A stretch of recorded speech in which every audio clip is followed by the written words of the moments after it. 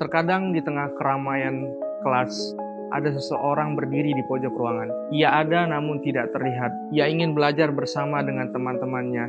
Ia ingin memahami pelajaran bersama-sama. Namun seakan-akan dunia menghambat itu semua. Terkadang kita lupa bahwa pendidikan bukan hanya sekedar pintar membaca, menulis, ataupun menghitung. Tetapi pendidikan ialah di mana setiap manusia itu merasa dihargai, diakui, dan diterima apa adanya. Maka dari itu pendidikan inklusif ada untuk itu semua. Bukan hanya sekedar sistem, bukan hanya sekedar peraturan pemerintah, tetapi pendidikan inklusif adalah sebuah cara pandang agar setiap anak yang berbeda, maupun fisik, ekonomi, sosial, bahkan akademiknya itu merasa sama tanpa dibeda-bedakan. Perkenalkan, nama saya Muhammad Zaki Ferdian dengan NIM 12301-150, Prodi Pendidikan Agama Islam, Fakultas Tarbiyah dan Ilmu Keguruan, Institut Agama Islam Negeri Pontianak. Kali ini kita akan membahas tentang pendidikan inklusif.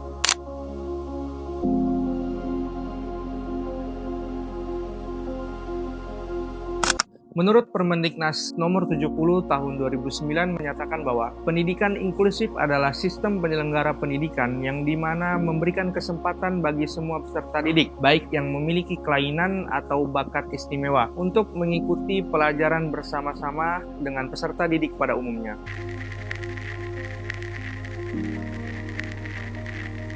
Menurut Fauzan et al. Tahun 2021 dalam jurnal Zahra et al. Tahun 2024 mengatakan bahwa sejarah pendidikan inklusif dimulai dari 3 negara, yaitu Swedia, Norwegia, dan Denmark. Kemudian pada tahun 1960, Presiden Amerika Serikat John Kennedy mengutus beberapa para ahli untuk meneliti pendidikan inklusif di 3 negara tersebut, yang kemudian bahkan ternyata cocok di negara Amerika Serikat. Kemudian pada tahun 1991, Inggris juga mulai menggeser dari sistem pendidikan anak berkebutuhan khusus dari model segregasi ke model inklusif. Lalu kemudian menurut Masyir tahun 2021, perkembangan ini diperkuat dengan Konferensi Dunia Pendidikan pada tahun 1991 di Bangkok yang menyatakan deklarasi Education for All, yang artinya pendidikan untuk semua. Kemudian pada tahun 1994 di Salamanca, Spanyol, itu akhirnya menyatakan bahwa pendidikan inklusif bukan hanya penting, tetapi sudah menjadi urgensi penting di seluruh dunia.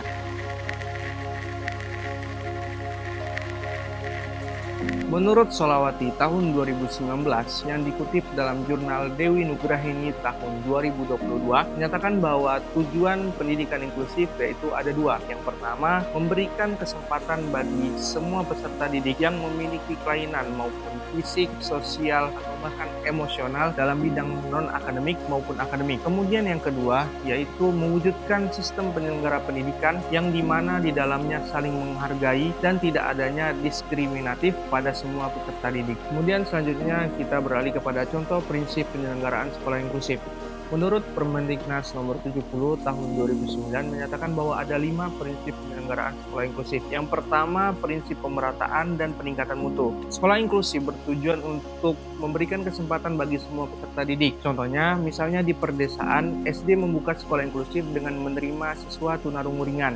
Nah, maka dari itu sekolah harus menyiapkan guru pendamping khusus dan media visual agar peserta didik tersebut dapat belajar bersama dengan teman-temannya. Yang kedua yaitu prinsip kebutuhan individual. Tiap anak unik itu memiliki kebutuhan individual yang berbeda-beda. Contohnya anak dengan disleksia itu kita berikan waktu tambahan untuk membaca dan berikan visual gambar agar anak tersebut mudah memahami teks dalam pembelajaran. Kemudian yang ketiga yaitu prinsip keberagaman. Nah, di kelas inklusif itu harus menjadi kelas yang ramah bagi semua peserta didik. Nah, guru sebagai fasilitator itu harus menumbuhkan sikap keberagaman di antara semua peserta didik, baik melalui kerja kelompok maupun diskusi. Nah, di dalam kelas inklusif, keberagaman bukan sebagai hambatan, tetapi sebagai keberkahan untuk memperkaya proses pembelajaran. Yang keempat, yaitu prinsip keberlanjutan. Nah, pendidikan inklusif ini bukan hanya program sementara, maka dari itu sekolah harus terus mengembangkannya dengan pelatihan guru, memperbaiki fasilitas, dan evaluasi rutin. Dengan begitu, pendidikan inklusif ini bukan hanya pendidikan yang sementara, tetapi memiliki pendidikan berkelanjutan di setiap jenjang pendidikan. Kemudian prinsip yang terakhir yaitu yang kelima, prinsip keterlibatan. Nah, pendidikan inklusif ini tidak hanya bisa berdiri sendiri, namun pendidikan inklusif ini harus melibatkan berbagai macam pihak seperti sekolah, guru, masyarakat, atau bahkan pemerintah daerah tersebut. Misalnya, dalam menyusun perencanaan pembelajaran,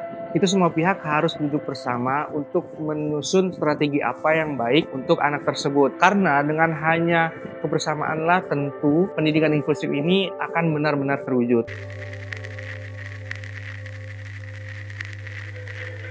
Kemudian selanjutnya kita beralih ke contoh praktik kolaboratif antara guru reguler, guru pendukung, dan tenaga ahli. Yang pertama yaitu CO teaching atau mengajar bersama. Nah, guru reguler dan guru APK itu mengajar secara bersama-sama. Guru reguler menyampaikan materi pembelajaran, sementara guru pendukung itu menjelaskan kepada anak yang berkebutuhan khusus agar pembelajaran terlibat secara bersama-sama. Kemudian yang kedua yaitu perencanaan secara bersama-sama. Nah, guru reguler dan guru pendukung itu menyusun RPP sesuai kebutuhan siswa, baik itu metode serta alat evaluasi yang sesuai dengan peserta didik. Kemudian yang terakhir yang tak kalah penting yaitu konsultasi dengan para ahli. Nah, guru reguler dan guru pendukung itu harus berkonsultasi dengan para ahli, baik itu psikologis, terapis, atau yang lain-lain.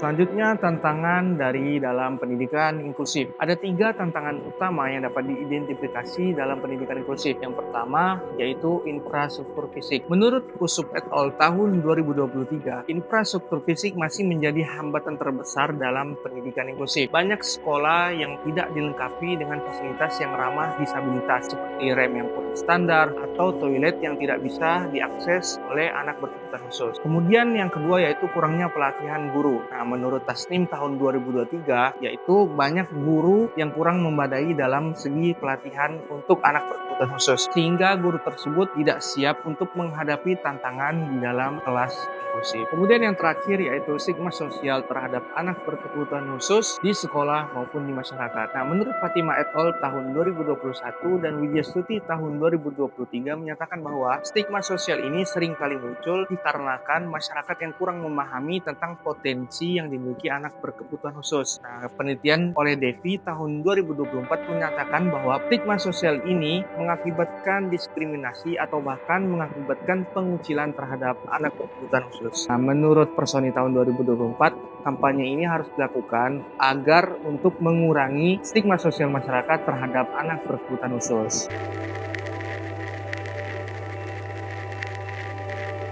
Saya menyadari bahwa untuk menciptakan pendidikan inklusif bukanlah hal yang sederhana. Semua pihak itu harus menunjukkan kesiapannya untuk menciptakan pendidikan inklusif, baik dari guru maupun institusi pendidikan. Sebagai calon seorang guru, saya menyadari bahwa guru bukan hanya sebagai pengajar, tapi guru sebagai fasilitator dan pendukung terhadap anak-anak yang mempunyai karakteristik yang berbeda-beda. Saya meyakini bahwa pendidikan inklusif bukan hanya menerima anak berkebutuhan khusus di kelas, tetapi bagaimana dapat saling menghargai perbedaan dan semangat kebersamaan. Apabila guru sekolah, masyarakat, dan pemerintah saling bekerja sama dengan terbuka, maka saya yakin bahwa pendidikan inklusif ini bukan hanya sebagai gagasan, tetapi realitas yang dapat mewujudkan perubahan bagi seluruh anak yang ada di Indonesia. Saya Zaki pamit undur diri, kurang lebihnya mohon maaf dan sampai jumpa.